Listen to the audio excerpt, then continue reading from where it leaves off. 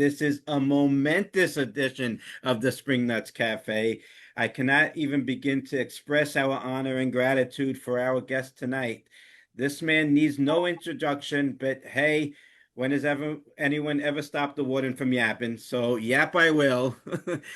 He is, one second, he is the founding member of Southside Johnny and the Asbury Jukes.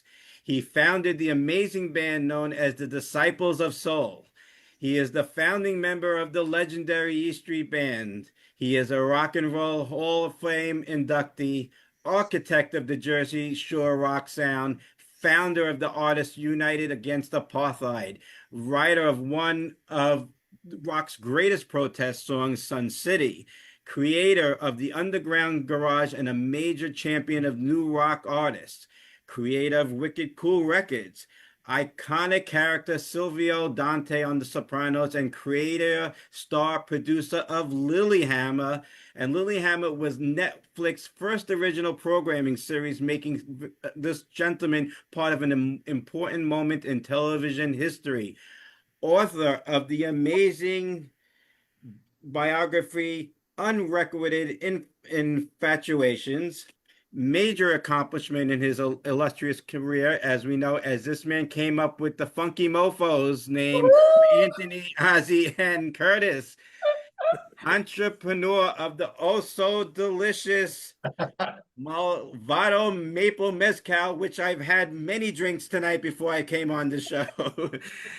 And most recently, Stevie and his wonderful and beautiful wife, Maureen, just received the highly acclaimed Spring Nut Rebel Heart of Rock and Soul Award at our Spring Nuts Serenade event this past May at the Stone Pony.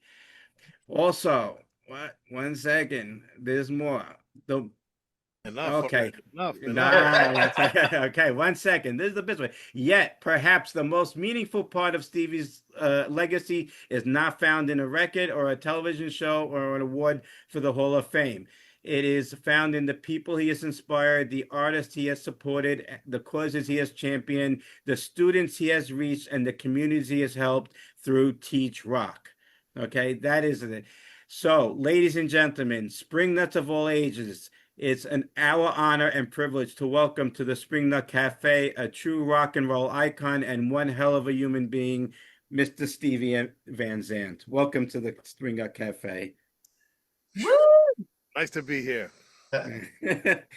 All right. As we begin, I'm going to hand it over to our moderator. First of all, Mr. Stan Goldstein, my lovely wife, Julie, and at the helm, Mr. Ryan Hilligoss. Ryan, take it away. Steve, thank you for doing this. This is truly an honor and a privilege for me, so thank you for being here. Pleasure. I just want to say, we were talking about this earlier. We're close to 50 episodes of this, and so many different people that we've interviewed. All roads lead through Stephen Van Zandt, Bobby Mahoney on Wicked Cool Records, Jesse Malin, Mark Ribler was on, Jesse Wagner was on, you name it. Like, most of the people that we've had on here have some kind of connections with you. So the amount of people that you know that have worked with, you've helped promote, you've helped them as artists has been truly astounding. Well, we all do what we can do, If you don't mind, I'm going to read a little bit out of one of the first chapters of your book for just a moment to set up a question I have, if that's okay. Sure. I never want to steal another author's word, so I always ask permission before I go in on this. Steal his book. And yes, for those of you that are watching that haven't checked it out, so I got the book initially. I read it. It was fantastic. I think it's right up there with Born to Run and Dylan's Chronicles and like some of the top rock art autobiographies out there. So great writing. But for those of you that haven't, read the book. But if you really want to do yourself a favor, listen to the audiobook. It's in Stevie's voice. He's doing some impersonations from time to time. So if you haven't checked it out, do the audiobook. Do yourself a favor. All right. So from chapter 1, Epiphany, page 9. My first epiphany came at the age of 10 in 1961 in my room at 263 Wilson Avenue, New Monmouth, Middletown, New Jersey.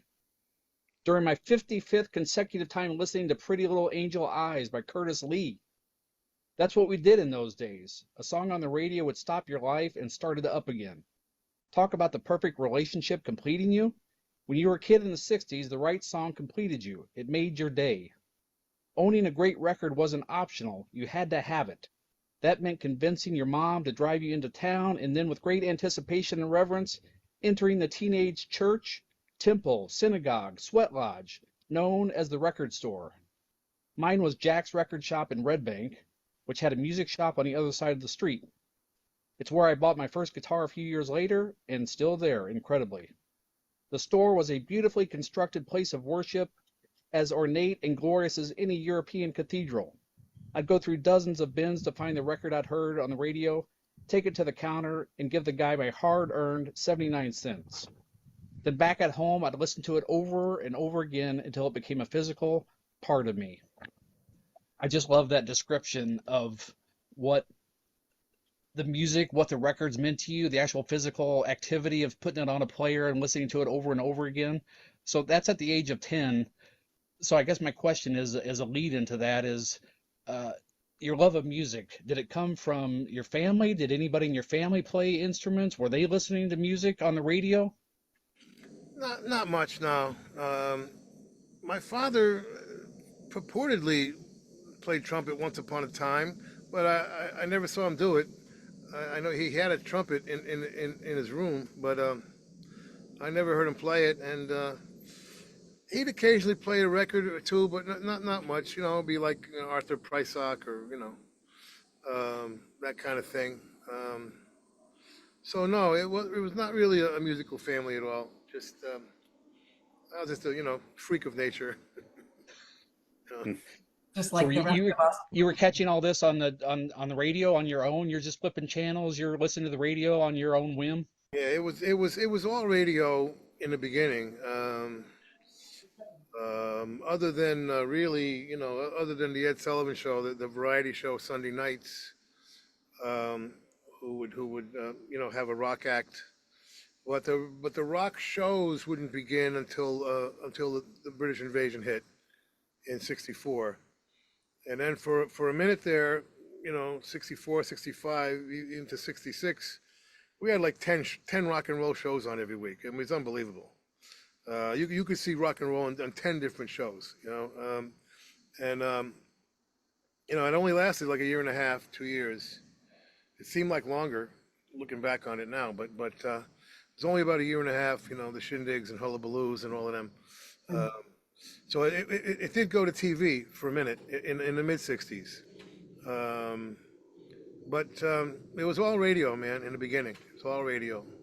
That's why I've always had a special relationship with radio, and I think everybody does. I think it's a particularly unique medium. That voice coming out of the darkness, leaving a lot to your imagination. It's a little bit more of an active, a participatory type medium, rather than TV, which it tends to be all you're receiving all of that information without really participating in it necessarily. But certain media, like books, books and radio tend to draw you in by not being completely, explained. A little bit of a mystery, and I think mystery is very important when it comes to art. All right. So that leads me into my next question. One of the best days of my life was my dad was born in 1942, so he grew up in the 50s, so he loved all that original first generation rock and roll stuff. He loved Dion, and I got to take my dad to Cleveland to the Hall of Fame. Dave Marsh was doing an interview with Dion, and Dion showed a documentary that he had put together about what really happened on the night of the plane crash. So it was just a great night for me. Seeing Dion at the 250 Years of American Music was phenomenal for me personally. You obviously have had a relationship with Dion, so if you could just talk to us about how you met Dion, what your friendship has been like over the years, and most importantly, what is happening with the Wanderer. Yeah. It was a very interesting first moment. I wrote about it in the book. I was playing I was on the oldies circuit, what they call the oldies circuit, in that '73 period when the so-called oldies hit their peak. Suddenly there was this rush to um, of nostalgia about the '50s and early '60s, even though it was only whatever 10 years earlier. Things were moving so fast in those days that 10 years was a long time. Um, and you know, Richard Nader had his rock shows at the Garden. That's the first time I played the Garden. Um, and like Happy Days coming on TV, and there was the movie. Good time.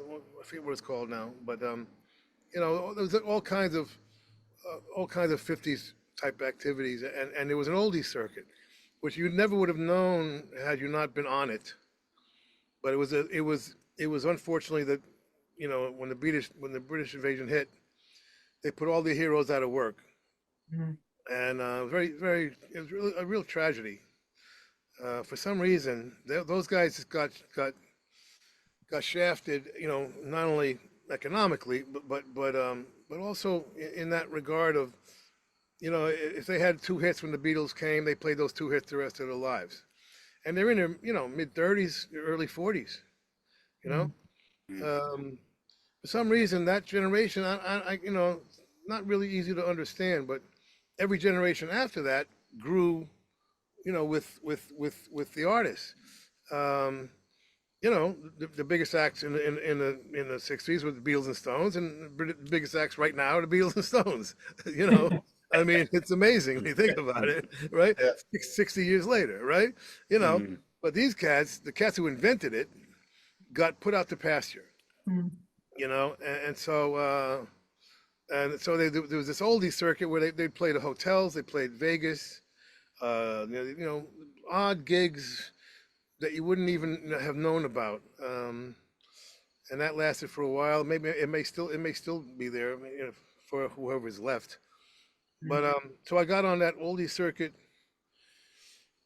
in a bizarre way. I was working construction, and I broke my finger playing flag football on the weekend, and so to exercise my finger, it's still bent.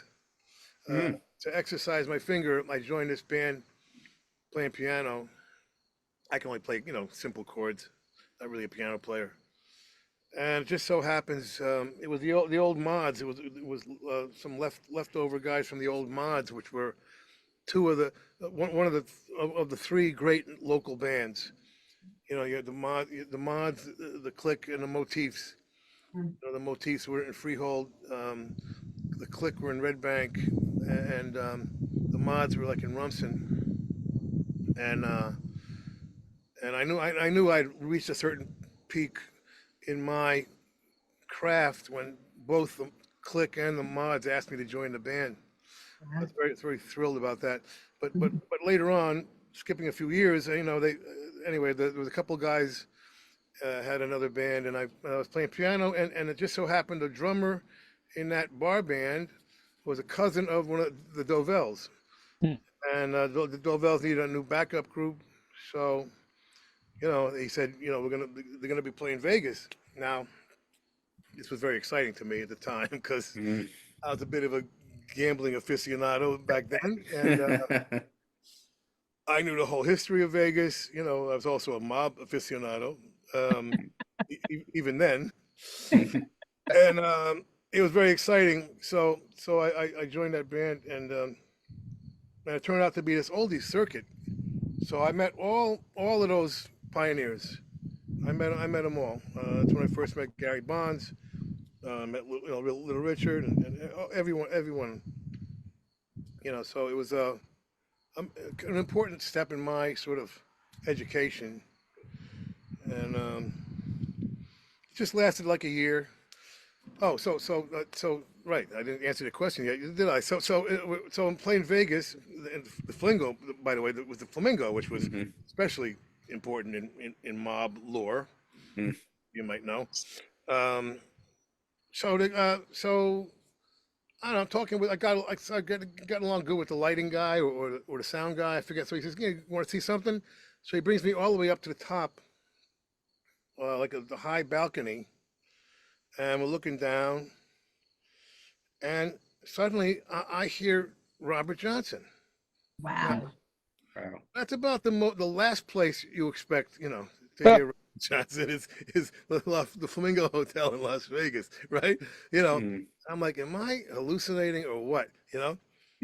I'm like, what's that? And he says, oh, Dion's doing a sound check. I'm like, that's Dion? Like Run Around Sue Dion? He's like, yeah. And so I went down and I was like, man, I didn't know you were into that. He said, oh yeah, man. And that was the basis of the beginning of our friendship. And he ended up by the tail end of that year, we ended the end of that year long sort of oldies thing in Miami New Year's Eve, where Dick Clark used to have his New Year's Eve show before he moved it to Times Square, and at the Deauville Hotel, ironically, which is probably where the Deauvilles got their name. And at that point, Dion wanted me to be in his band for the last couple of shows, so I was kind of doing both bands, and and we stayed friends ever since. And now they did a play. They wrote a play for him about his music and his life, which is just a great play, really good script. And so me and my wife and uh, Charles Messina, the writer, and Jill Menza are producing this thing, and just waiting for a theater to open up. There's 41 theaters in Broadway, and they're all full, and everyone has a line waiting to get in. It's amazing how well Broadway is doing. It's fascinating. But so that it's Okay. hopefully it'll get into a theater, and we cut a couple songs just for fun. One of them's the coolest song in the world this week, actually. It's basically based on Dion's life and music, and he has an interesting story. His story is a little bit more interesting than most. So it's not just a jukebox musical. It's some made up story. I mean, it's a really really interesting script. Well, I hope it gets in soon, and I definitely will be coming back to watch it once it's in. So we're anxiously awaiting. My next question for you is kind of along those same lines. You've obviously worked with so many, you've got a deep love, appreciation to the point of actually wanting to be involved with them and working with them. You championed Darlene Love, got her first solo album, which is crazy. 60 years in, she gets her first solo album. You championed her to get into the Hall of Fame. Dino Danelli's in Disciples of Soul is your first drummer. Gary Bonds, obviously, Ronnie Spector, all these great artists from that first and second generation. I'm a huge Elvis person, so I guess my question to you is, if Elvis had survived and not passed away when he did, do you think you would have had some kind of interest in trying to work with him, kind of like you did with Gary? um, I hate to say this, but I was never a big Elvis fan. Okay, Wow. that's fine. Me neither. That's fine. I appreciate his early stuff, and I like quite a few of his records now, but I was never a fan. I was strictly a band guy. You know, I did really no big interest in any individual, although I would appreciate what they contributed to rock history, obviously. But it was all bands for me, and Gary. I wouldn't have thought of Gary. Bruce thought of him. I mean, with all the singers. I mean, on that oldies circuit, I told the story 100 times, but I basically wrote the first song I ever liked that I wrote. I wrote "I Don't Want to Go Home" for Benny King and the Drifters. Hmm. Didn't have the courage to give it to him, so Southside ended up with it. Wow. But um, um, why did I bring that up? Because No, I was just asking about Elvis. You said that Gary, Bruce had found Gary and kind of right, right, brought right. the interest So around. right. So there's Benny King, and and Wilson Pickett even David Ruffin may have been still with us. I mean, there were so many phenomenal singers. I didn't understand, why Bruce had been attracted to record Gary. Gary, his records were classic, legendary party records. He invented the party record, but they sound like they're recorded in a garage, and there's not particularly any particularly interesting singing on them. It's just they're great for what they are. So I didn't get that, until I went in the studio, and all of a sudden, we start going through the songs, and because Bruce was like, he wrote a couple songs for him right away, and then he's like, well, now what? I said, well, let's have Gary do all the great writers. Let's have him do a Bob Dylan song. Let's have him do a Jackson Brown song. And so we started going through these other songs, and all of a sudden, Gary's voice revealed itself, to be one of the great R&B singers of all time. And I don't know, somehow Bruce knew it. He had gone to see him live. Maybe he kind of got it from the live show, but and Gary ended up being just a revelation to me. But I wouldn't have picked him. Darlene was another case because I had talked her into moving to New York. I happened to be in LA when she came out of retirement. It was just a lucky moment. We happened to be in LA. I don't know what we were doing. I think we're still mixing the river, even though I think Hungry Heart had come out. I mean, you guys would probably know better than me, but I think Hungry Heart had come out, I think, before we even finished mixing the river, I think. I don't know. Anyway, we're still in LA for some reason, and I remember Hungry Heart had come out. And I was there meeting one of my best friends at the time, this guy Elmer Valentine, and I come out of the Roxy Theater right next to the Rainbow, and it's still there, and I run into oh shit. Welcome to my world. Yeah, legendary cat, whose name I'm going to get in a minute. He produced the Mamas and Papas and the Dunhill Records. Oh, Adler. Lou Adler. Lou Lou Adler. Adler. Yeah. So I run into Lou, and Lou says, Stevie, I got something for you tonight. What do you got, Lou? Darlene loves coming out of retirement. Because she was the great mystery for us, sort of, history kind of fanatics, which we were starting to become. We're starting to become this kind of fanatical, as the past started to drift away, somehow our circle kind of became more attracted to it. It was an odd situation. I mean, epitomized, by Bruce putting a sax player in the band. Okay, after every sax player was put out of work by the British invasion. The fact that Bruce had a sax player was a statement, that was not hip, not trendy, could have been dangerously uncommercial because of that. But it was making a statement that there's something from the past that's relevant, and it can be brought into the future. It can be brought into the present and brought into the future, which Bruce, of course, did with Clarence. But anyway, so we started to become fanatics about the history, as we started to learn the history. And Darlene was one of those mysterious people that, she had been on three different names. She had been, sometimes she was the Crystals, and sometimes she's Bobby Sox and the Blue Jeans. And I mean, and this big mystery about the fight she had with Phil Spector, and then she disappeared, and nobody knew where she went. And suddenly she's coming out of retirement. I was like, holy shit, man, this is big. So I called Bruce. I said, Bruce, we're going to Roxy tonight. And I remember the set very distinctly because she played Hungry Heart that night, which was weird because it had just come out. Anyway, so we're talking after the show, and I said, Darlene, I don't know what you're gonna do in L.A. L.A. for older women, it's terrible, but you know, if you're over 17 in LA, your career's starting to go downhill already. I mean, Mm. this was just, that this the culture there was, completely superficial, based on, young beauty, and young period.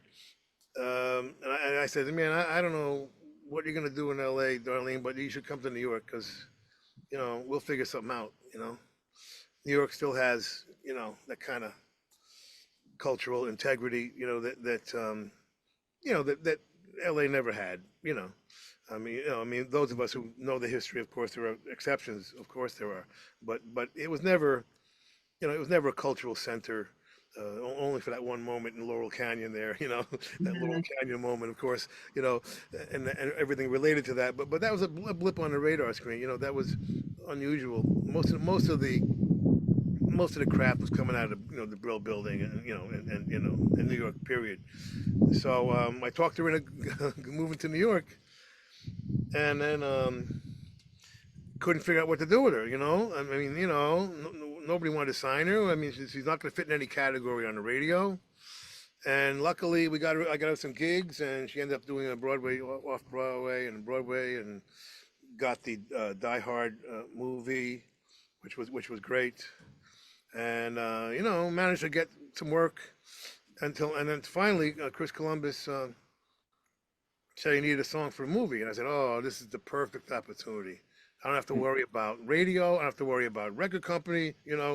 I just need a great song that fits the scene that Chris wants. And I wrote All Alone on Christmas for Home Home Alone Alone. 2, which was the first time I got a chance to actually work with her, which was years later.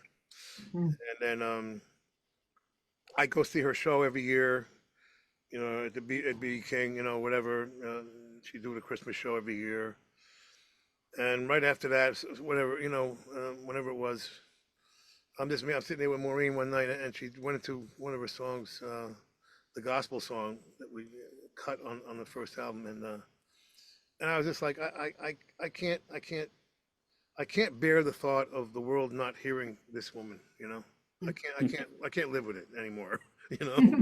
So I said, Darlene, what are you doing tomorrow? After the show. She says, I don't know. What do you want to do? I said, we're making a record. So get the band, come in, and that was it. We made that. And I just started making phone calls again to the great writers. And I got, Elvis Costello sent me like 4 songs the next day. I mean, it was really amazing. Bruce had a couple. Cynthia Weil and Barry Mann, wrote something. Just everybody really came to the party, and so that again, it was a weird circumstance that I ended up working with individuals like that. And on the Gary Bonds record, of course, we used Benny King and we used Chuck Jackson, who were both phenomenal. We used them on the Gary Bonds album. I had used Lee Dorsey with Ronnie Spector for the Jukes. And yeah, we had reunited the Coasters and the Drifters and the Five Satins. So so you just and I started my record company with the intention of using the 60s producers and writers, of which there was still a lot of them around, with the new bands. I was going to combine the two and see what happened. And I don't know, I got sidetracked, and that really didn't happen very often, unfortunately. But I'm always trying to combine the old with the new and show the relevance of the old, because this generation, it's important to have that they have access to the greatest artists that ever lived. That's why I started the radio show. Well, we appreciate you and your efforts in giving us and the world Darlene Love and Gary Bonds and the Rascals and everything else that you've worked on. My last question for you involves The Sopranos, which I know you've talked about 1,000 times, but I have a very specific question.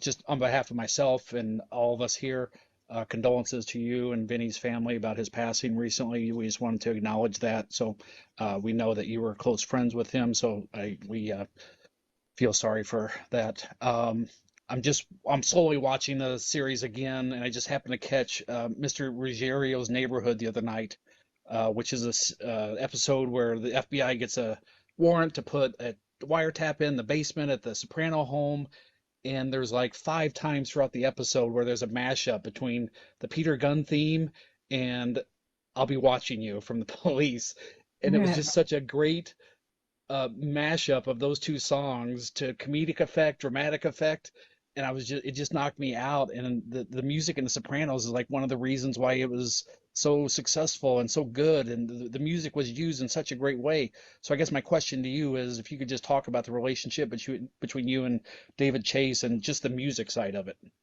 Yeah, David loved doing that. If you ask him, that's his favorite thing. You know, you ask him, what's your favorite memory of Sopranos, or what did you like doing most? He's like, I love putting the songs in. You know, he just he's a real rock and roll fan. He had a band as a kid, which he did that. The movie Not Fade Away was, largely autobiographical. In fact, if you get a chance, please, they they they they did a black and white version of it, and I think it's on Criteria now. They run both of them, so you have to try and find the black and white version. But I ask you, please hunt down and watch the black and white version of Not Fade Away, which is Okay. what it should have been in black and white to begin with. Hmm. It's remarkably different. You know, I mean, when I first saw the movie, I said to David, I said, "This is more French New Wave than than Transformers 5." It's just not. This is it's going to be a tough road here. But I mean, but finally they did a black and white version, and man, I knew it was going to be better, but I didn't realize how much better it would be. Anyway, if you see that, you appreciate the film, and it's largely autobiographical. So he was a very musical cat from the very beginning. He almost went the music way, but ended up going to TV. And anyway, so once in a while, Dave will come to me and say, I need a new band. I need something new. Who do you got? So I would stick a band or two in when Andrea, Oh, when she had the club, yeah, that was bad. there'd be bands, Indiana. Yeah. um, there'd be bands occasionally. So we've got a couple of bands in, and a little bit of the new music now and then, but mostly David did that, himself, Hmm. and his wife Denise also, um, very tasteful, very knowledgeable. Denise would suggest songs now and then. I think she suggested the Kinks. Um, that great Kinks song. Um,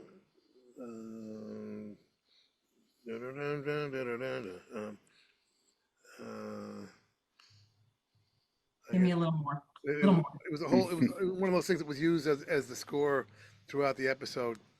I'll think of it in a minute, but I think Dave sang it actually. But anyway, I'm not like anybody else. Is that no, it? Oh, Living on the Thin Line. Is yes, that it? living Living on. on. Thank you. Yes. Mhm. Um, so anyway, but that was the music was, 99% David. Got it. Thank you. Howie? Yeah, so Steve, I'd like to ask a couple questions related to your work with Disciples and obviously the E Street Band, from your perspective. So there are musicians who can play every note perfectly, but could never sound like the E Street Band. And why is that? What is the secret ingredient that makes something sound so special like what the E Street Band does? What does the E Street Band make it different than anybody else?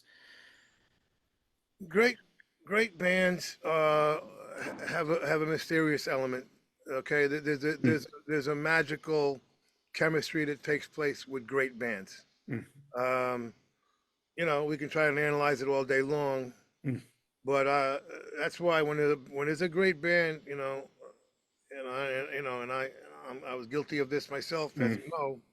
I tell people, man, keep that thing together, because Mm. there's something magical about it.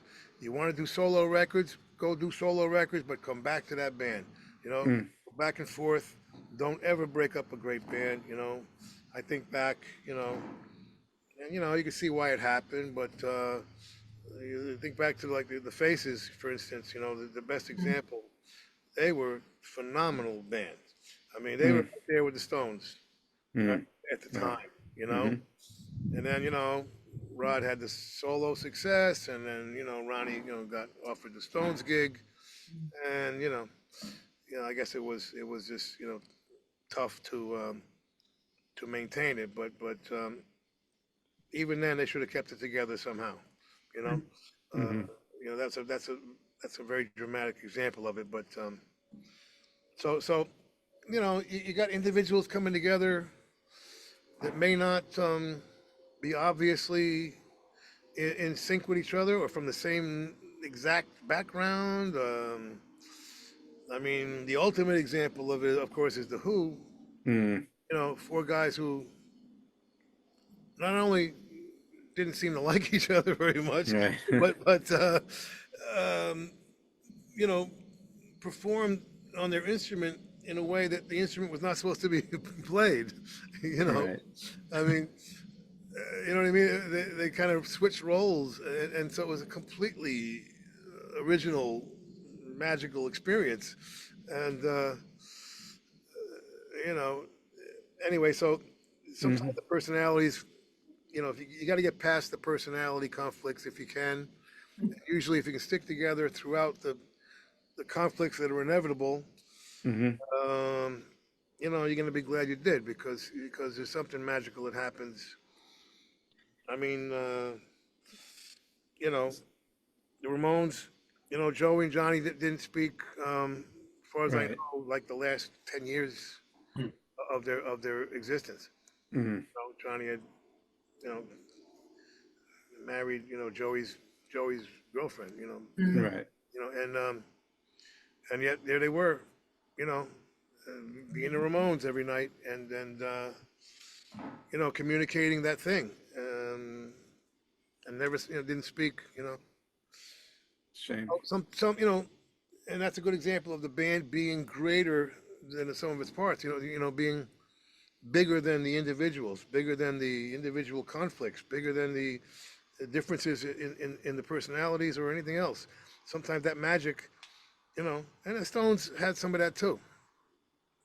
I think things are better now, but there's certainly been some rough times, you know, Right. between Right. Keith, you know, and they freely will talk about it, and but yet, you know, they stay together, and look what's happened now. The last two records are really, you know, great, you know. Mhm. Uh, so, you know, if you can hang together in spite of it all, I mean, if there's a certain, you got to respect that magic, and it's not, you can't take it for granted. Absolutely. So I guess the follow-up to that is there a moment like in the E Street history when you felt the band went from being a really good rock band to becoming something truly special? When was that time? Did you feel that? Um,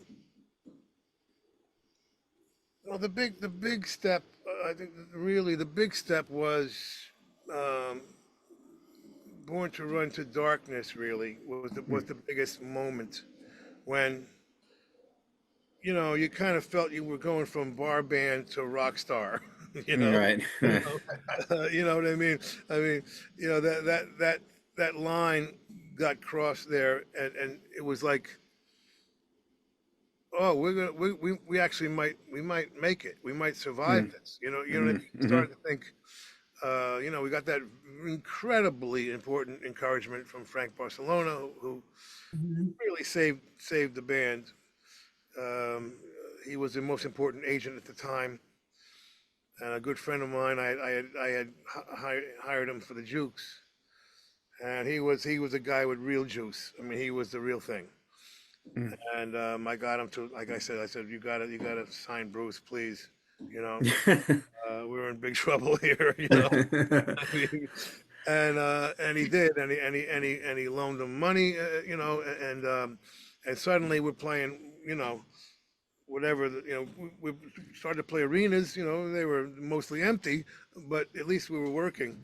And so suddenly, the thought of actually making it, and like I say, and crossing that line from a bar band to being a rock star, a successful rock artist, that was the biggest moment, and that's when it started to feel like that. It started like, okay, we got something going here now, and we're growing, and this audience is growing in spite of the fact we're getting no airplay, none. Uh, less airplay on Darkness than Born to Run, Mhm. and there was it was kind of like over. People were feeling like, the moment came and went. He's in the middle of that lawsuit and whatever. But suddenly, it's starting to feel like we don't. It doesn't matter how many people are in the audience anymore. It doesn't matter anymore. We're doing something that feels special. Mm. Uh, you know, I mean, his writing, took a turn, at that point, and he really. I talk about this at great length, but he made the major personality, the identity change from Born to Run to Darkness.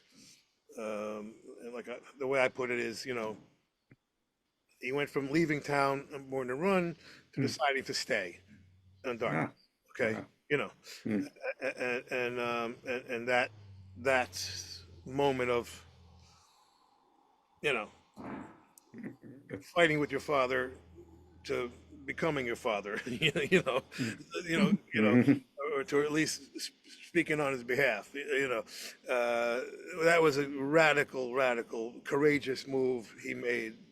Uh, you're taking a big chance. You spend your life in show business hoping an audience finds you, you know, and when they do, man, you got to stick to it. They Mhm. find you and they define you at that point. Mhm. So for him to completely say, "Well, I'm glad you fell in love with this character I created for Born to Run, but that's not me. I'm sorry." Right. So, Right. Mm. with your permission, I'm going to go this other way, and I hope you Mhm. can take the trip with me. Right. And his writing was so good, in spite of the, how I've talked about many times how I felt about the production of the album, which is just a shame. But Mm. but um, but the writing was so good it transcended the terrible production. You know, Mm. and some of his greatest material that was the bulk of the live show forever. Mhm. You know, um, and that was so strong live. We hadn't captured it yet on record. We would do that on the river. Right. Um, but it was so strong live that you didn't need to hear it on the radio anymore. You didn't need to know the songs. You didn't need the usual rules that should apply, you know, to a Mhm. successful act. And this was Frank Barcelona's genius. Mhm. He's the one Mhm. who said the most important thing for a band is to be great live. Right. No, that sounds obvious now, doesn't it? But it Mhm. wasn't then. There was no such thing. You had a hit on the radio, and then you toured. You know, Mhm. that's how everybody did it. There was no such thing. And he proved it with us. He proved it with Led Zeppelin. He proved it with the Who. Mhm. None of whom had hit singles. Were known for their hit singles. Uh, Right. you know, you know. Anyway, so we fit very well into that Frank Barcelona philosophy, which was also the kind of way we felt. We weren't quite fitting in to what was going on, so we had to pull the audience to us. And Bruce had that uncompromising attitude right from the beginning, and it was, I mean, courageous in one way, but in another way, that's just the way he was. You know, that was just it was take it or leave it. You know, and we were all kind of strengthening each other, and me and him had done that from the beginning. You know, Right. our friendship had strengthened each other from the beginning, and that continued now with the whole E Street Band, basically saying, you know, we don't really care what people think anymore. You know, Mhm. we got something going here because we had enough knowledge of history, you know, to know that we were doing something special, and we had that very very high level of high standards that was born from living in a Renaissance period. I mean, you know, we couldn't have had higher standards. And in our minds, you know, at least in my mind, we you know we'll never get there. You know, Mhm. you know, Mhm. I started Rolling Stones with Brian Jones. We'll never get there. You Mhm. know, I started Jeff Beck with Rod Stewart. We'll never get there. You know, I mean, you know, I mean, you know, I saw the Beatles. You know, I mean, you know, and so that keeps you reaching and going on stage, still trying to you know kind of prove yourself in to yourself in a way. You know, to make sure you honor Right. that renaissance that you grew up with and show the gratitude you know that we grew up with you know that keeps your standards very very high and that was happening right there and and the audience just started responding and we ended up growing that audience without any airplay and that's why all of a sudden when we did finally have a hit single on the river boom Mhm. it was immediately, you know, whatever it was, went from I don't know what 600,000 records to 3 million or whatever the numbers were, you know, and barely you know playing theaters and half empty halls to sold out arenas um, because we had that we kind of did it the right way. I mean, unfortunately, you can't do it that way anymore. The infrastructure is not there, you know, which I've been trying to rebuild for 20 years, but there's a lot of missing pieces still. Yeah. You know, that's why I started my radio network. That's why I started the record company. You know, trying to reestablish some kind of infrastructure for new bands. But it's just it's a whole different story now. But anyway, we were lucky at that time to have somebody like Frank uh, who had proven himself, you know, with the Who and you know and Led Zeppelin and others to have him, you know, bestow that energy that we needed at that time. So it was very important. Well, I'm gonna follow, finish up with two questions, which lead what you said. I'm gonna lead into this. So you've been one of Bruce's most trusted musical sounding boards. Can you remember a time when you strongly disagreed with him about a song or an arrangement, and which one of you ended up being right? You know, all those outtakes from the River and Darkness. The ones we Tracks just just got. two. Tracks just Everyone's a two. lost, everyone's a lost argument. All Okay. right. Wow. Yeah. Wow. So you got a good, I don't know, 20, 25, 30 examples right there, right? I Uh, hope it. and I'm not kidding. I believe you.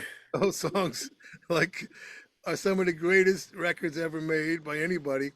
And I'm surprised other people haven't picked up on it, to be honest. You know, I mean, some of those songs are a career for another band. Hmm. And very few of that, very little of that stuff has been covered, which is surprising to me. You know, because I mean, you know, they're there for the taking, man. You know, grab them. You know, well, you know, there should have been an album in between the River and Darkness. You know, Hmm. and probably between Darkness and you know and USA. Probably Hmm. those it's probably missing Right. albums there. You know, that Yeah. would have been interesting. But you know, but at that point he was just into something else. He was into making a statement. Very being very careful about what he was talking about, and a lot of those songs ended up being very pop rock type songs. You know, not particularly personal. You know, typical pop rock songs that were just fantastic. You know, which uh, so you know take your pick. I mean, loose ends, restless nights. Restless Nights, right? You know, He I mean, jokes about it on stage when he says, "Oh, Stevie's favorite this, Stevie's favorite that," and I could tell that you probably had these arguments with him. Yeah, He might have been right after all. Right. Most nights. I mean, I think Stevie was right. listen to Restless Nights. I mean, are you kidding me? You know what I mean? Yeah. You're not going to put that on the album? Right. I mean, loose ends, loose ends. You know, I mean, I used it as the last song I used in Lilyhammer. That's Oh, right. right. That's right. Yeah. So it got used. And I So should have used Restless Nights, which I don't think I did. Hmm. But anyway, so this is an endless amount of great answer. you know. So my last question is, it's actually a funny one because back in 2016, you guys, you were already doing long shows, okay? And then all of a sudden in 2016, I mean, more so than that, you were doing like 4 hours shows. And I remember we had this discussion with Gary Talent and it was just, what was the feeling? What were you feeling like every night going out there 4 hours? And did you like say this is over? This is too much, Bruce. I remember you saying one time, actually reading it in the book, where in your book you were saying you couldn't bend your strings anymore Oh, because, yeah. Well, yeah. It just got crazy when you get to that 4 hour point. We're going like 4.5. I don't know what it was. yeah. Yeah, he came over to me at the end of one of those shows, and he's like, I can't bend the strings anymore. I said, don't tell me, tell the fucking boss. What are you complaining to me for? I can't bend them either. I mean, it's amazing. There is a point where your body is like, Yeah. enough, So, but enough. you're telling Bruce, did you ever say that Bruce, like 4 hours is like, what the hell? Why are we doing this? And It he just got this is something ridiculous. It got ridiculous. I mean, all it just, right. you know. I mean, Yeah, not that we were complaining, but well, that's part of the problem. People like writing, telling them how great the show was, and longer, I want to kill you. I But know. We get but that a lot. yeah, look what happened. Look, it was kind of inevitable when you start having that many good songs, and having a good time, and Yeah, I hear you. that was life. I mean, when you don't have a whole lot of life off the stage, you know what I mean. You don't have enough life off stage, you know. Yeah. Then all of a sudden, the stage becomes your whole life, and that can happen. As much as you love playing, there's a certain point where, it's just too much. I hear you. Well, I had one little thing regarding Teach Rock, and I want to just discuss this, make sure it doesn't get lost because it's such an important, and we have, I'm reading the comments here, and we have so many teachers that are in our group and obviously in the world of music. So, I would like to talk a little bit about Teach Rock, and then one comment said you said that rock and roll is more about more than music, and it's a culture and a way of looking at the world. So, what do you think rock and roll still has to offer and to teach younger generations? Well, it's art in general is its own reward, first of all. Mm, And every speech I've ever given, I'm basically saying, work on the craft, take care of the craft, and the art takes care of itself. Um, you know, and that's true in any craft. hmm Certainly in art, um, you want to learn about yourself. And then you want to try and do something that's useful. And that's why one of my main purposes, one of my main goals of writing my book was make sure it's useful. You know, hmm I've been I've done a little bit in a lot of different crafts, and I want to share that stuff and maybe make it a little bit easier for the next guy. Um, the trouble now, we got a really strange period of time now as Mm. far as what's being said. You Right. know, we're in the most crazy time I've ever seen, and I think we will ever see. And it's so crazy. We all, you know me, I will talk about anything always. Um, and this really we can't even talk about.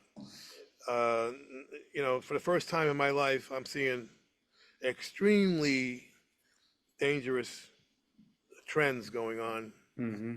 and I can't talk about them. Because I would be canceled and never work again. You know, uh, because for the first time in my life, there's a very strong current of what young people are saying and thinking, and what everybody's saying and thinking, uh, and it's just wrong. And I've never seen that before. We grew up in the '60s, and there's always protests. There's protests Mm-hmm. for years and years and years. It's always on the right side. Mm-hmm. Vietnam, women's rights. South Africa, gay rights. You name it, right? Mm-hmm. Mm-hmm. Now, for the first time, I'm seeing protests that are just completely ignorant and manipulated, and Mm-hmm. it's a very, very, very, very dangerous time. I'm not going to say anything further, but Right. um, I get it. so so so I think we have to try and stay on the common ground if we can. We're always struggling to do that. I think it's more of a struggle now. If you're going to say something meaningful, Mm-hmm. that's what my Summer of Sorcery record with a lot. The song Communion that's what it's about, Yeah. right? You know, Mm-hmm. let's try and find some common ground between us, because the right wing is going crazy to the right, the left's going crazy to the left, Mm-hmm. and there doesn't seem to be anything in between anymore. Yeah. I've never seen it like this, not like this. Oh, I hear you. So when it comes to the purpose of rock and roll, I mean, I have to say it's the same purpose of any art in terms of trying to illuminate the world, make life a little bit, explain what life's about a little bit, and find yourself. It's a good way to do that. And again, and try and stay on the common ground if we can, and bring people together. I mean, that's the most useful use of rock and roll, and most useful work, of art. And we try and do that with our education curriculum. Mm-hmm. Has nothing to do with politics whatsoever. Right. You know, our thing is, teaching kids how to think, That's my and favorite. as much as what to think. Mm-hmm. Uh, and that's something that we can, I think it's quite useful. You know, we hit 1 million students now. Wow. We got 49 million more to go, but can you imagine the challenge these teachers have walking into a class every day, and they're looking out at kids who have every answer they need in their pocket, Mm-hmm. right? Mhm. Right. Mm-hmm. They got all the answers, okay? Yeah. And Yeah. so what they don't have, and what we provide, is the questions, Mm-hmm. the right questions. You know, that's what we're all about. You know, and it's the Keep it questions up. that have to do not just with getting them through school, but getting them through life. You know, that's what we do, and quite proud of what we've done so far, um, we just had the other night had terrific, successful fundraiser. Rod Stewart, Yeah. so kind to do that for us, and I hope he's okay. He had a little incident I just read today. He's in the hospital with a little bit of a thing, so Yeah. I hope it's nothing. We need him around. He's just such a legendary cat, and Mm-hmm. did us such a righteous thing for us from to do. He didn't have to do that. We're not we weren't friends. You know, I hadn't said two sentences to him in 50 years. You know, Yeah. Wow. so I mean, he just you know, him and his wife decided to choose our you know, our charity as their one charity thing this year. Wow. Uh, Well, it's amazing. It's an yeah, amazing idea. It's been just incredible to even be a small part of it. You know, it's a great idea. There's nothing else you can say. It's just what we need. yeah, yeah. Thankfully, I mean, you know, the kids may have stopped buying music, but luckily they still are into music. So, you know, Right. we use music basically as a way of teaching every single, you know, class, every subject, you know, It and sure would have worked for all of us, I'm sure. yeah, yeah, that's what I mean. It's such easy common ground. I don't know why, you know, nobody really thought of it before, but um, We had multiplication rock, remember? Think of eight as double fours. I mean, Mhm. everybody got into that because it was Mhm. music. yeah, Mhm. there you go. There you go. Yeah. Yeah, I think Sesame Street was way ahead of us there, you know. Right. But Well, I got anyway, to tell you, it's something that you know, speaking for the group, is that it's not just that you're involved in it and what it, we truly believe in the mission of, especially, and I said this many times already, especially today, because it's so important. What you just said, you know, about how the world is and how everyone is just, I mean, it's just times we've just never seen before, and how, and more importantly, is what the kid, you know, the children are going to grow up because they don't have the right, you know, direction and not the right learning skills, and teach rock is so important, and it's something that, you know, like I said, me and Jules and the group are always going to be behind, because I think it's one of the most important foundations that are out there today, and teach rock is doing an incredible job. I'm so proud to be part of that, of teacher, you know, of the teach rock mission. yeah, thank you. You know, Amen.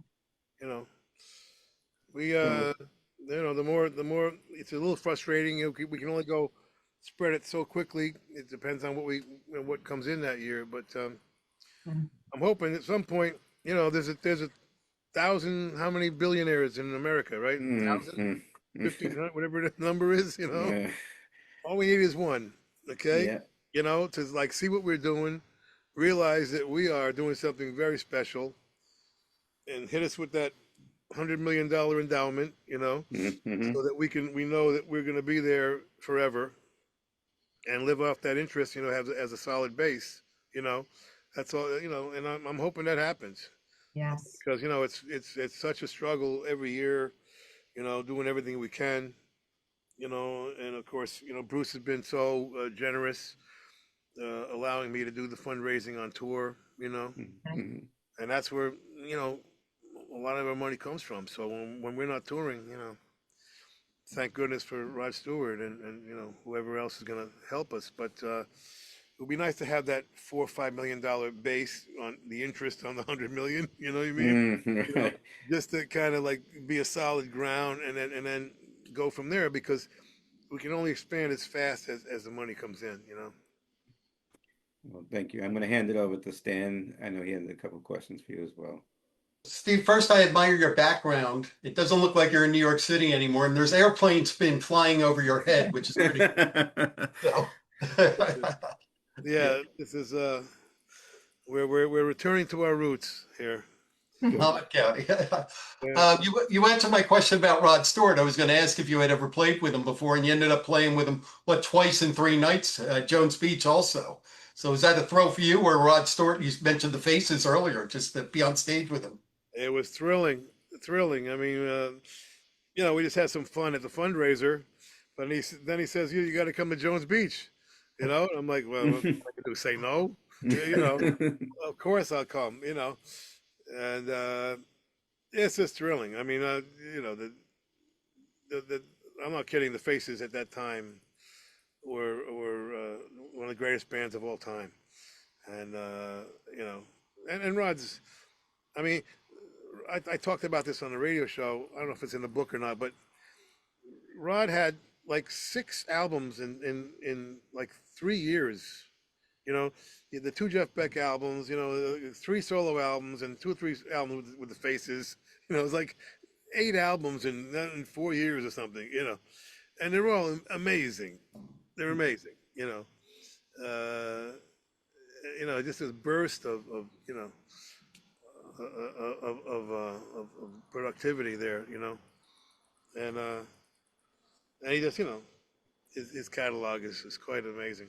Amazing. Steve, I laughed out loud. I was rereading the book, obviously, but you're talking about Rod Stewart, and you saw a magazine, or somebody saw a magazine with Rod's picture in it, and nobody had ever seen him before. And Yeah. somebody bust in the door, and was like, "Rod Stewart's white," and you're like, "What? Get out of here!" Yeah, get the fuck out of here. But that's the print in the magazine. We didn't believe he was white. We didn't believe he was white till I saw him at the Fillmore with Jeff Beck. Honestly, we've never heard anybody sing like that. The Blue-Eyed Soul. Just the most amazing white soul singer. And it sounds funny, but one of his great credits is he made Sam Cooke hip. Okay, and he wasn't.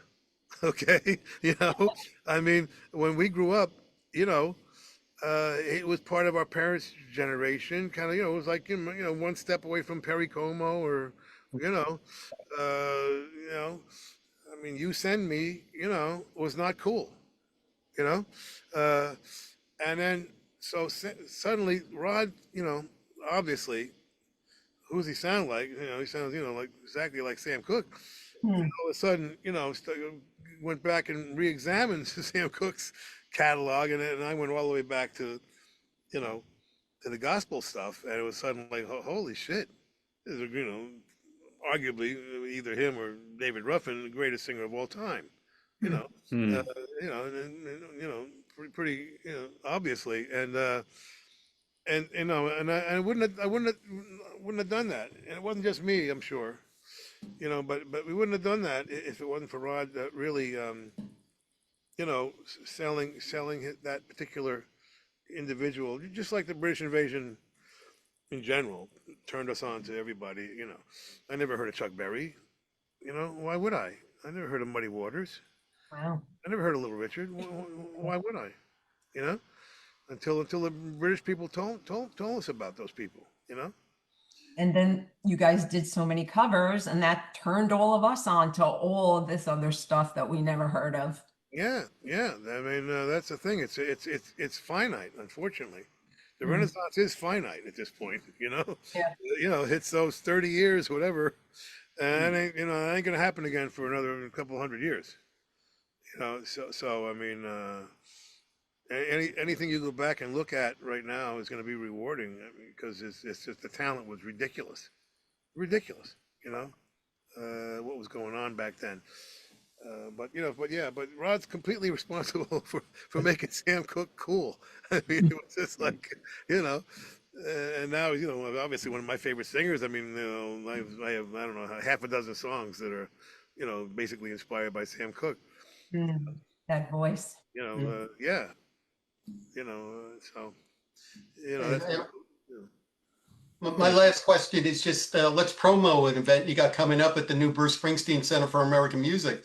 They're going to show the documentary about the making of Sun City September 1st. So that will be exciting to talk about that a little bit. Yeah, a lot of Sun City activity. I guess it must be. Is it an anniversary? I guess it is. I don't know. Is it 40 years? Yeah. I don't know if it was this year or last year, but anyway, there seems to be a lot of activity around it. Several new documentaries being made, and we'll see what else. But yeah, that's going to be that should be good. Yeah. Then we got the big Teach Rock fundraiser coming.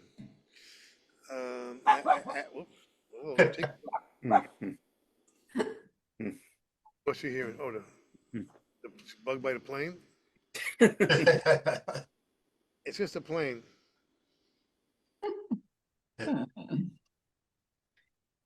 What was it like making Sun City, just in general, getting all those artists together? Oh man, hard to believe that it got done. Honestly, looking back on it now, I mean, I was one of those that never wanted to meet my heroes. You know, Mm. I think you may read the part in my book where Yeah. Freddie King Mm-hmm. put a gun on me. Yeah, yeah. Uh, so after that, I never wanted to meet any of my heroes, and ironically, I ended up producing 50 of them. Mm. Um, it was just a moment in time, and the four of us. It was really the four musketeers on that one. All four of us absolutely essential. Me, Arthur Baker, Arthur Baker's studio, Mm. his engineers, half of his phone book. Um, Danny Schechter basically publicizing it, and Hart Perry filming it. Mm. And we didn't know, we weren't organized like Quincy Jones or Geldof. People just came in when they felt like it, and we would have them sing the whole song. Which I want to go back and look at those tapes and see if I can find some of those. It might be interesting. Hmm. Uh, so we weren't sure how many we were going to end up with. I wanted to try and get one person from every genre if I could, and we just ended up with 50, and it was just going to be a single. But then Miles Davis comes in, which blew everybody's mind because he doesn't do those kind of things, and he said, This is the one I want to do." And so I had him play. We had like a log drum that everybody kind of played to, and and I had it in my mind. You're gonna play in the beginning of the song, in the intro, and then play again in the middle. Right around where the rap guys were. And so he plays for like 3-4 minutes. And then he plays again with the mute. I said play with and so there we are. I'm gonna well, take it easy. Take it easy. Oh. Mm. Anyway, we'll see if she starts going crazy. Um, Mm. and I said, you know what? Well, I'm using Miles for 30 seconds. I'm not leaving 4 minutes on the fucking floor. I mean, are you Mm. nuts? Right? Wow. So we call, we put together most of one of his famous, quintets, called Ron Carter and Tony Williams, and, um, um, my name tonight. The great piano player. I'll think of it in a minute.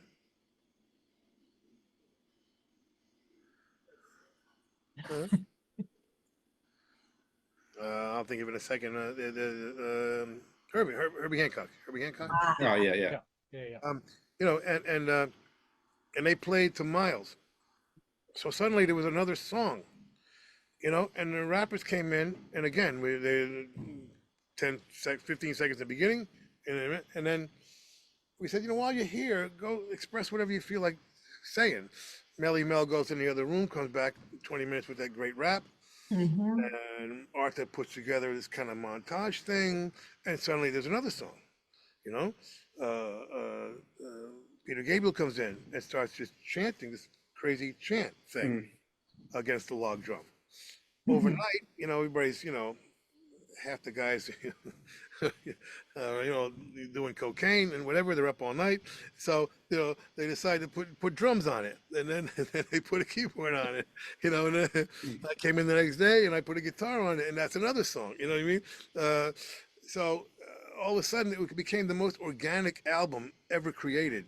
Uh, Completely legitimate, artistically or legitimate. And so it just kind of grew naturally into its own album, and Amazing. quite proud of it really, because it's really, it Oh, holds you should be. artistically, uh, aside from the fact that it was completely successful, which is very rare, as you know, in international liberation politics. I mean, you don't get a win like that very often. So How many protest songs has a dance version to it? I mean, so I know there's a dance version to it, but it's a great song. Yeah. I want to hand it over to close it out, and we're gonna finish. And I want to thank you for your time, but we're gonna hand it out to the best. Julie is gonna close out this. All right. Yeah, so we're gonna call this the lightning round, Stevie. You're Okay. gonna love this. All right, come on. I got some softballs here. Don't worry. Okay. Sauce or gravy? Sorry. Wait. Better? Okay. Sorry. One more time. Sauce or gravy? Gravy. Which one? Okay. That works. Pasta? Pasta or macaroni? Pasta. Really? I'm a little surprised about that one. All right, here's a big one. New Jersey or New York City? What are you asking? New Jersey now. Yes. Okay, coffee or tea? It depends, you know. Really? Mostly coffee these days. All right, all right. But All right. for many years I was just green tea. Really? Yeah. Interesting. I should go back to that. It's healthier. Yeah, supposedly. Favorite pizza topping? Oh. You know, you go through these phases, you know. I don't know. Lately I'm into sausage, I think. I do occasionally do the infame, you know, I do the criminal pizza, which everybody is No. flabbergasted about. No, pineapple? Criminal pizza. Yeah. Oh. Wow. Sausage and pineapple. Oh, It's well, it's, I get that. It's the fantastic. salty, it's the sweet. Yeah. That's it. It's the yin and yang of it, you know. So I do occasionally like that, but most importantly, it's got to be thin and it's got to be crispy. Yes. Okay, and then nobody does it that way. It's very hard to find. You Okay, have when to- when you you have hold to up a slice try. of pizza, you hold up a slice of pizza, it should stand up. Okay, it shouldn't like droop. Okay, Yeah. it should stand up. Okay, you know, and it's hard to find. It's hard to find. Well, I'll just give you a little tip. If you're ever in Westchester near Mount Vernon, check out Johnny's on Gramerton Avenue. It's the best pizza ever, and it's so thin. It's like thinner than matzah. It's amazing. Worth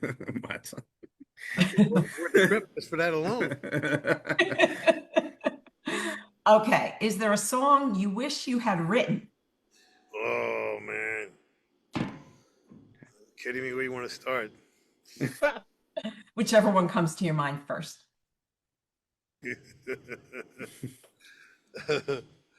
MacArthur Park comes to mind.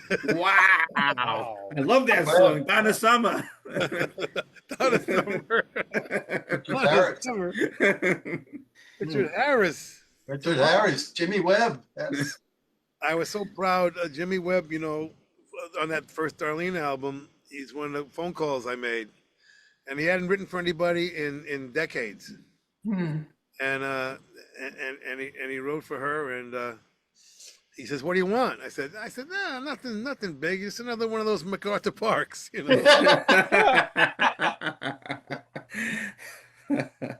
So, but that's certainly one of them. I don't know. All right, I got more. Don't worry. Beach or mountains? Oh, beach. Hmm. That's not a close call. Mhm. All right, this one's probably going to destroy you, but Beatles or Stones? I can't answer that. They're inseparable. You I can't. always you combine can't- them. I always combine them, as you know. The Beatles revealed a new world to us. Mhm. The Rolling Stones invited us in. Yeah. Both great. Okay. I can't choose. Okay. All right, this one might destroy me. Is it waves or is it sways? Oh, wait. I never understood that controversy. I mean, I guess they put the wrong word on the album, I guess, right? Yeah. Is Yeah. that what it Well, was? Yeah. that's not my personal opinion, but okay. It was always Swayze. Yes. And Oh, Good night, Charlie. somebody get the knife out of me. well, Waves doesn't make any sense. What are you talking about? Yeah. It's on the album, Stevie. That's what we sing. It's That's a, what it, it is. it's fascinating because they were so meticulous about everything. Right. They checked that thing 100 times, Exactly. and they had that, and they had John Landau's name spelled wrong. Yeah. You Put know, the sticker on 1,000 albums. you got, you got, Go so, figure. anyway, yeah. Okay. What's the most Jersey thing you've ever done? Jeez, Jersey thing I've ever done. All right. We'll circle back to that. Yeah, I don't know what that means. Go ahead. All right. This one's probably going to destroy you also. You got 3 albums on your desert island. What are they? I don't think I could pick. I hate this question. Let's go with. I mean, I'll give you a different answer every 15 minutes on this one. Right. The Temptations' greatest hits,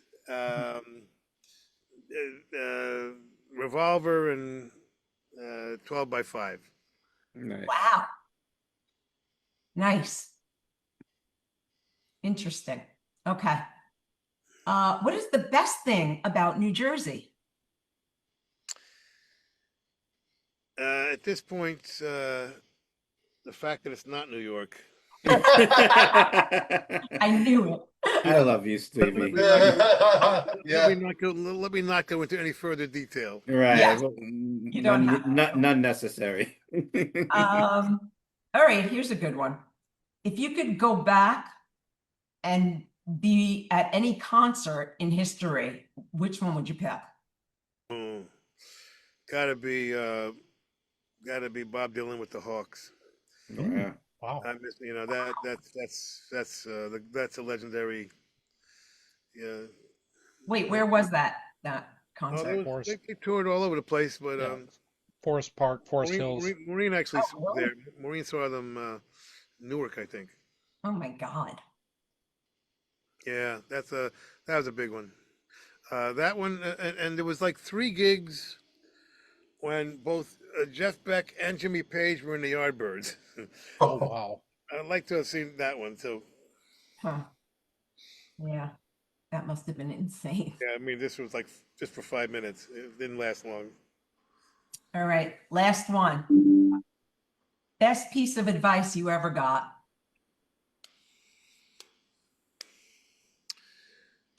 Well, my father said, "You're gonna do something, do it right." Hmm. I like that. And I've tried to live up to that. You have succeeded. Yeah. You know what I mean? It's so tempting, and I've many times, I've failed to. You start something, and you don't finish it. I've done that several, and I always regret it. I always regret it. You know, I mean, we signed Darlene Love to Columbia Records. You know, 72-year-old woman at the time, Hmm. making a debut album to one of the biggest record labels in the world. Amazing. And I thought this is the perfect ending of 20 Feet from Stardom. Yeah. The film Yeah, about Yep. the background singers and Yep. love that film. largely tragic. Well, here's the happy ending to 20 Feet from Stardom, because this album is obviously going to win Album of the Year. There was no doubt in my mind, that it was the best album of the year, and I think that's still obvious. All right, and so I'm hanging in there. She didn't have a great manager, and You know, they were going to make the video, and the video concept was terrible. So I fixed the video and got all those people to participate in the video, you know, and then I got busy, you know, and I didn't go all the way with it, you know, and it never even got nominated, you know. So, you know, even at this stage of the game, you know, once in a while I'll start something, you know, and not finish it, and that's still a bad habit of mine, Well, because I really have, you know, my ADD is, you know, always there. You know, I'm constantly. I love starting things and getting them done and then moving on. You know, but it really is important to finish what you start, and I tell everybody that, you know, when I give a speech or something, and but I'm guilty of it now and then myself. You know, just not quite going all the way with something, and you got to do that. You got to do it. yeah, well, we're all guilty of that. I think you made a deal with the devil because you got your finger in everything. It's amazing. Well, you know, I try to make sure I'm giving 100%. You know, no matter how many things I'm into. Um, my brain just works in a weird way. I find it better when I'm doing more than one thing. Hmm. I tend to overwhelm things if I'm doing just one thing. You know, I kind of overdo it. So I like, you know, different parts of your brain doing different things. The first year of Lilyhammer, I came home every other week. Hmm. You know, so I'd be over there, you know, and I'm the only producer and writer on the set, as well as starring in the show. So you know, I'm doing all of that stuff, and you know, for a week, and I come home, and now I'm, you know, get the record company and the radio show and the publishing stuff and the, you know, the education stuff, you know, and a whole different part of your brain, you know, and then you go back over there and it's all acting and writing, and you know, and I just found it to be extremely effective Hmm. by giving that part of Well, your brain a break for a week and then going back to it. Everything was always new. You Yeah. know, whenever I went back to Norway, it was new again. Whenever I came home, it was new again. You know, so that can work for you. You know, if you don't get too schizophrenic. You know, so it's well, one thing I gotta tell you, we had Anthony Almonte on last week before his show at the Wonder Bar, and he mentioned that how you participated on his album, and he was afraid to ask you, and it was on the tour, and he finally had the nerve to ask you, and during the one of the songs that Bruce was playing acoustic on the show, and when he says, we want you to feature on this one song, and you said, I'll do the whole album. do So, whatever you want, whatever you want. You know. right. So it's just like it's just a testament what you're saying is that you tend to put yourself fully into everything you do, and Yeah. that's phenomenal. Yeah. I mean, Steve, that was, I have you know. one. Sorry, Yeah. Sorry. Go ahead. Okay, good. no, Steve, my last comment to you was Maureen was nice enough, kind enough to come on with us earlier this year. Very elegant, classy, uh, intelligent lady. You I love love the fact that you are the only couple ever in the history of the world that had and can ever have at your wedding. You had Richard Penniman, Little her. Richard, as your officiant, Percy Sledge singing When a Man Loves a Woman, and the orchestra from The Godfather as the house band. I love that fact. Doesn't everybody do that? Yeah. Yeah. I I must, thought I must everybody did that. wish. So I just wanted to say kudos to Maureen. She's a fantastic lady. Yeah, you gotta wonder what she's doing with me, right?